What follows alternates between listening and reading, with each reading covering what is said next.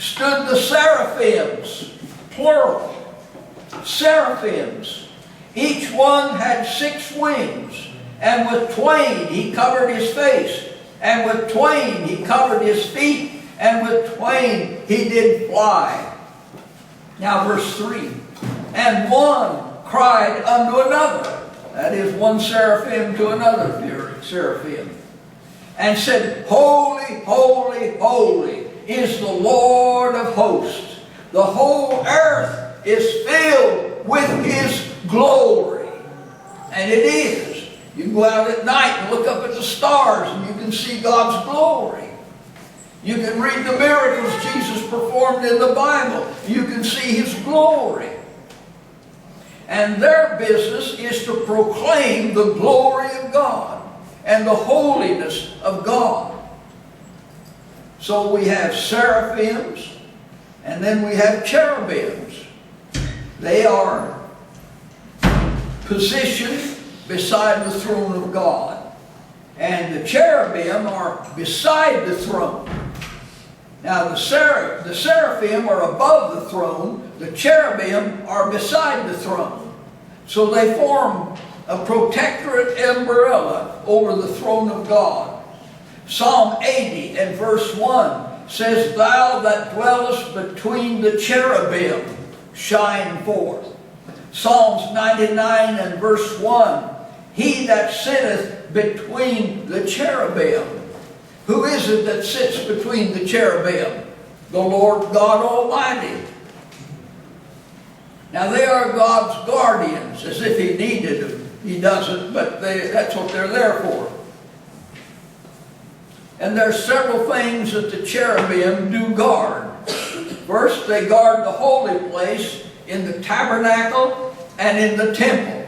They stand as guards to keep anyone from going in there.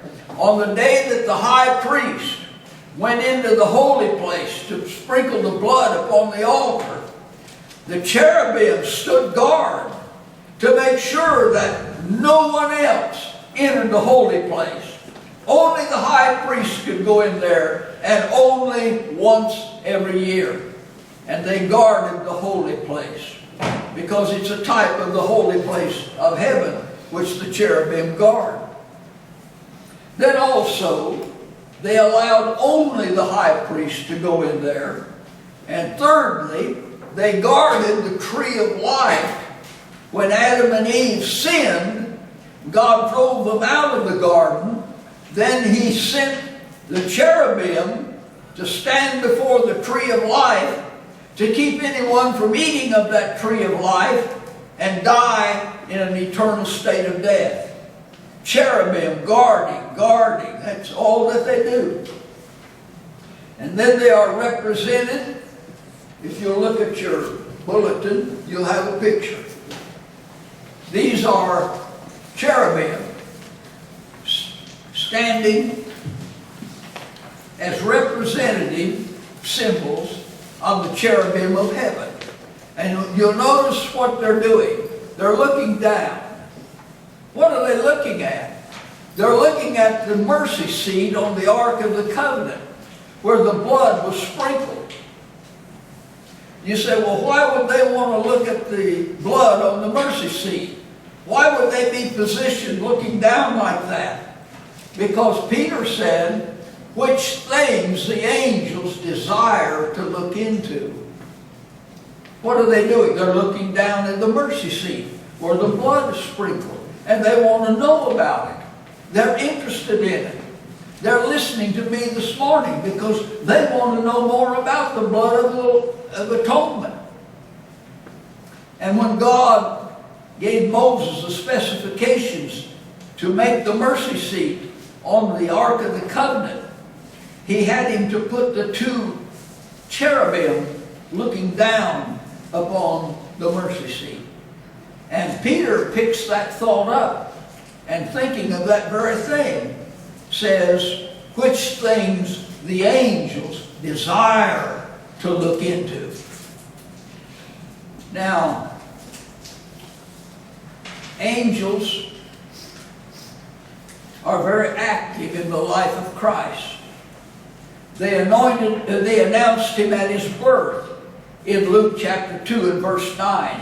They helped protect him in Psalm 91:11 and in Matthew 2:13. They ministered to him in the wilderness, Matthew 4:11. They ministered unto him in the Garden of Gethsemane as he knelt there in agony, sweat as it were great drops of blood. And as the cup was pressed to his lips, the angels came, because Jesus had become so weakened that now his strength was gone and he needed help. And he prayed to the Father, and the Father sent an angel to strengthen Jesus in the Garden of Gethsemane. And then angels rolled away the stone from the tomb where Jesus had lain. And they announced his resurrection in Matthew 28 and verse 6.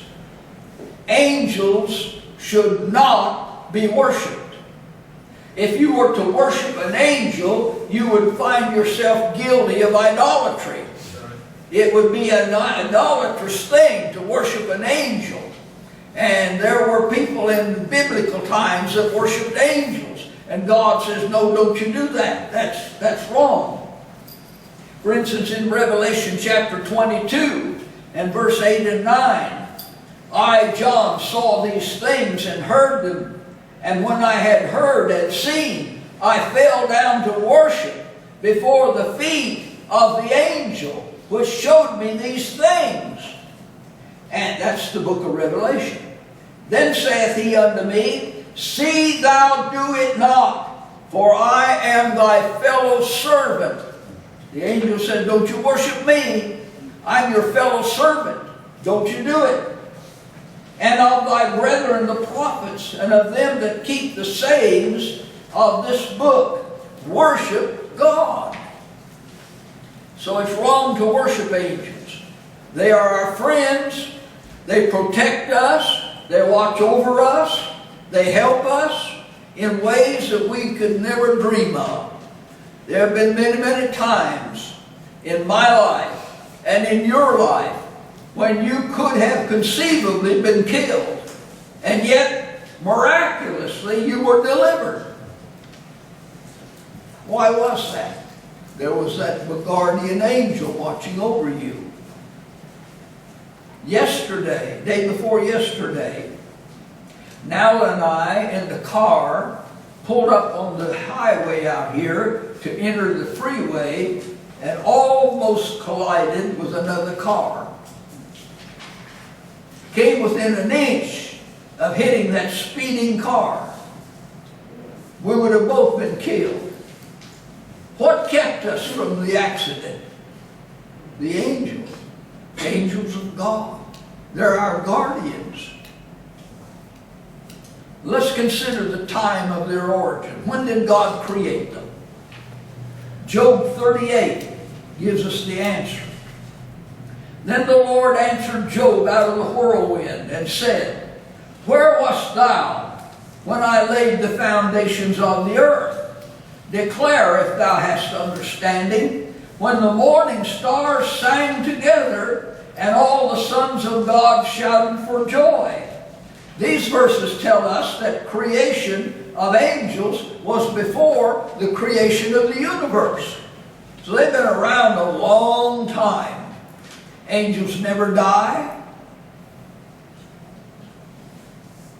They live forever. What was the purpose of their origin? Hebrews 1:6 tells us they were created to glorify Christ. And again, when he bringeth in the first begotten into the world, he saith, Let all the angels of God worship him. The angels are commanded to worship him, and they do. Now, what is the nature of an angel? What are they like? Well, they could look like men. First of all, they are spirit beings. Luke 24:39. They're spirit beings. They don't have physical bodies, but they are able to take upon a temporary physical body to do the work of the Lord. They can become human-like. They can take on the form of a human. And if they did that, you wouldn't be able to tell them from any ordinary man. They could wear the kind of clothing you wear. They could look like you. They could imitate you. And Peter tells us that some have entertained angels unawares. Somebody who did a kindness to you that you didn't even know, maybe on the street, could have been an angel. Could have been. Peter said it. They're spirit beings, but they can take on a body and look just like another human being. Secondly, they're invisible beings. That's why this room is full of them, but we can't see them. They're invisible. But they're here. They're real. Thirdly, that's Colossians 2:18. Thirdly, they are innumerable. Hebrews 12:22. But ye are come to Mount Zion, unto the city of the living God, the heavenly Jerusalem, and to an innumerable company of angels. Revelation 5:11. And I beheld, and I heard the voice of many angels round about the throne, and the beasts and the elders, and the number of them was 10,000 times 10,000, and thousands of thousands. Now in the Greek, that's myriads of myriads. That's the Greek word for thousand. Myriads of myriads. In Daniel 7 and verse 10, the Bible speaks of 100,000 times 10,000, which would equal 100 million. So there are at least 100 million angels. God has them at His direction. At a moment's notice, He can send them to any place in the universe, and they can transfer themselves from heaven to earth in less than 2 seconds. So it doesn't take them long to get here to do what God wants them to do. So they're spirit beings, they're invisible beings that can become visible, and they are innumerable. They also have individual personalities, just like you and I do. In Daniel 10:14, we learn that they have intelligence. Now I am come to make thee understand, the angel said to Daniel, what shall befall thy people in the latter days, for yet the vision is for many days. Now notice, the angel came to make Daniel understand. Daniel didn't understand. Daniel was a pretty wise man, but he didn't understand all that he needed to know. This angel understood it all and came and explained it to Daniel. That's Daniel 10:14.